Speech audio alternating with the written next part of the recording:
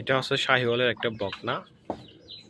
এটাকে প্রায় 2বার সিমিনেশন করা হয়েছে, কনসেপ্ট করতেছে না। তো এখন আমি আসলাম, আমি এসে এখন দেখে চেক করে যাওয়ার একটু কোনো প্রবলেম আছে কিনা আমি দেখার পরে এখন SL খরচ দিয়ে আমি এটা সিমিনেশন করছি। আবার দিয়ে না নেই যাবে 2বার এটা 2 দিয়ে হইলে আর দিয়ে 3 দিন আছে।